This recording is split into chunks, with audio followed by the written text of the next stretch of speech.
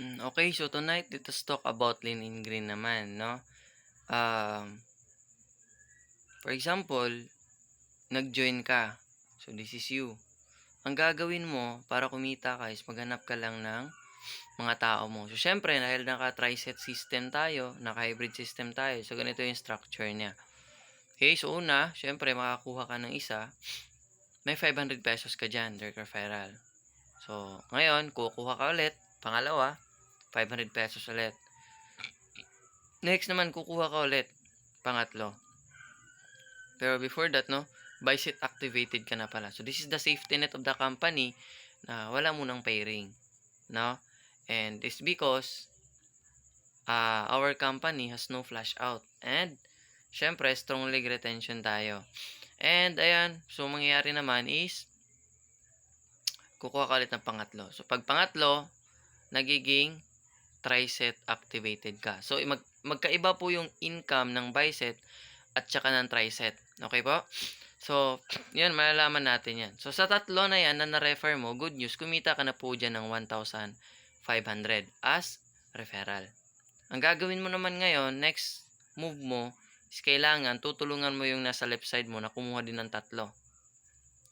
Yan. So, dahil natulungan mo siya kumuha ng tatlo, bicep, tricep activated na din siya, ang mangyayari dyan is kikita din siya ng 1,500 as her or his direct referral.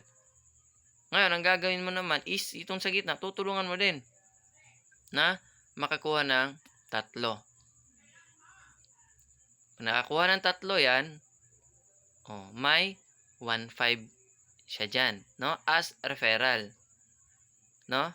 So, ganyan nag-work yung system. Okay? So, next naman, ang tutulungan mo naman is etong right side, sa tricep. Okay? So, ngayon, tutulungan mo makakuha ng tatlo.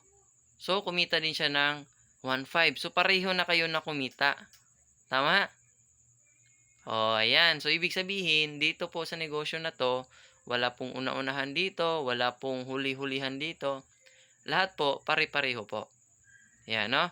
So, what if, nangyari dito, next month, etong si left side mo, itong apat na yan sa left side, nakakuha ng 9.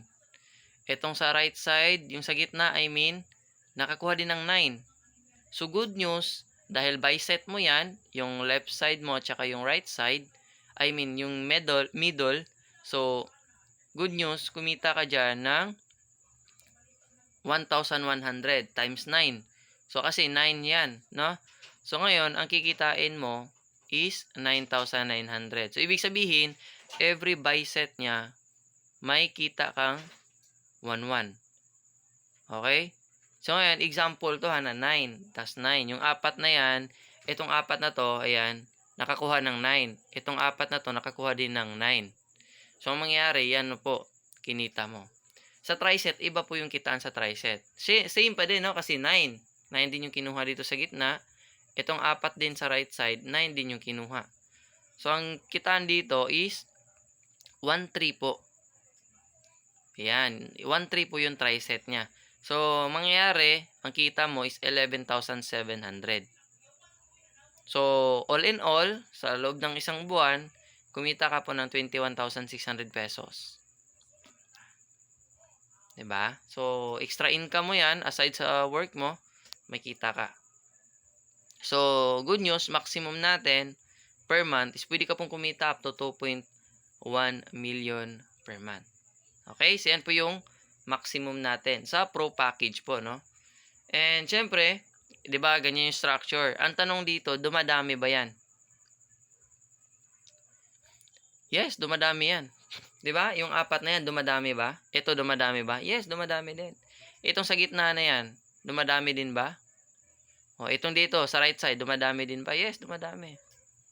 Habang dumadami yan, dito, kumikita ka ng 1,1. Dito rin, kumikita ka ng 1,3.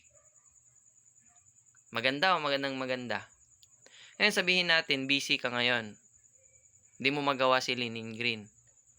Okay, busy ka ngayon. Ikaw, busy ka ngayon. Hindi mo magawa. Pero itong apat na to, hindi mo mapipigilan yan. Yung tiga-apat dyan. Kasi may mga pangarap yan. Dadami, dadami, dadami. Kita mo, dadami din yung kita mo, dadami din yung kita mo kahit wala ka ng ginagawa. Tingnan mo gaano kaganda.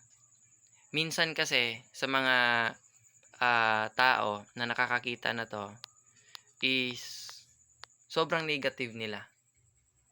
Pero 'pag nag-explain, ang galing, ang galing.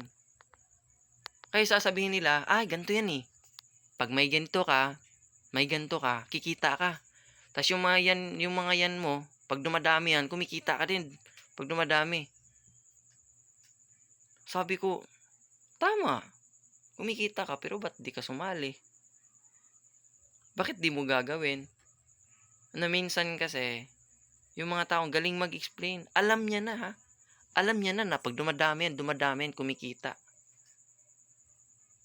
Pero bakit 'di niya pa din ginagawa? Alam niya na, eh. Habang yung iba hindi pa alam, pero sumasali na, 'di ba? Kaya nga ako sa'yo, kung napanood mo 'to, kung alam mo, kung alam mo, sumali ka na. Gawin mo na, trabahuin mo na. Kasi kahit anong gawin natin, kasi ito naman talaga, eh, 'di ba? We are an employee, 'no, kadalasan ngayon na nanonood nito. Ngayon sa employment kasi, you earn through working 8 hours a day or 7 days a week. So nag-search po ako sa Google, magkano po yung minimum wage. So yan po, 610 a day or 18,300 a month. Working straight yan, from day 1 to 30. Yan po yung kikitain ng empleyado. Ang tanong ko sa'yo, kumikita ka ba ng 610 a day? Kumikita ka ba or baka meron pa nga ngayon, kakilala ko kumikita 300 a day. 350 a day yata yung sahod niya. Maswerte ka na 'pag meron ka niyan, 610 a day. Ngayon, 1 year, 2 years, 3 years, 5 years. Mas worse, 10 years ka na diyan. Ang tanong, nagbabago ba yung sahod mo? 'Di ba gano'n pa din? 18,300 pa din. Tama? Ngayon, tingnan natin, 'di ba? Nagtatrabaho ka ngayon. Ang ginagawa mo, work. Pagkatapos ng work, tatanggap ka ng sahod. Salary, no? After ng sahod, ano gagawin mo? Magbabayad ka ng mga bills. Ano mga bills yan? Mga kuryente, tubig, ano mga bills yan. After mo magbayad ng bills, magbabudget ka ngayon for your next 15 days. Kasi 15, 30 kadalasan sahod dito sa Pilipinas, no? So, ibig sabihin, magkaantay ka ng budget ka ng 15 days. Pang 15 days mo, pamasahe, pagkain, baon, allowance, ano pa ba? After nyan, budget for family needs, lalo na pag may pamilya ka na. Baon ng anak mo, ano pa?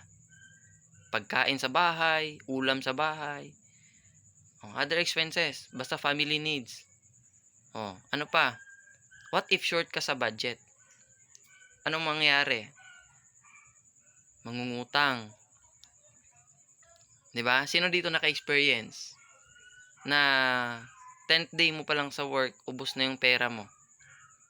So, syempre, kailangan mong may pera ka para pamasahe mo. Paano ka makakapunta sa work mo pag wala kang pamasahe, panggas? Tama. Ipagkain mo doon, ulam mo doon, 'di ba? Wala natira. No? Yan yung dahilan ba't nagkakautang yung mga empleyado kadalasan. Marami ako nakitang post, eh. Sabi ko dati, pag nakapagtrabaho na ako, makapag-ipon ako ng marami. Pero, nung nagtrabaho na, nabaliktad. Nabaon pa sa utang. Sino ba naka-experience ng ganito? After nyan, mag-work ka ulit. So, di mo alam, 1 year, 2 years, 3 years, 4, 5 years, or 10 years ka na dyan, pero ito yung ikot ng buhay mo. Kaya I suggest talaga, no, na magdagdag ka ng extra income. Yung alam mo, no? Ito. Kasi ito alam mo, 'Di ba? Ito alam mo, na ito dumadami to. Yes. Yung sa gitna dumadami, yes. Sa right side dumadami, yes. Kumikita ka ng malaki, yes. Dumadami income mo, yes. Gawin mo 'to. So anyway, thank you for watching and hopefully na nabigyan kita ng idea paano ka magkaroon ng extra income para mabayaran mo naman yung mga utang mo.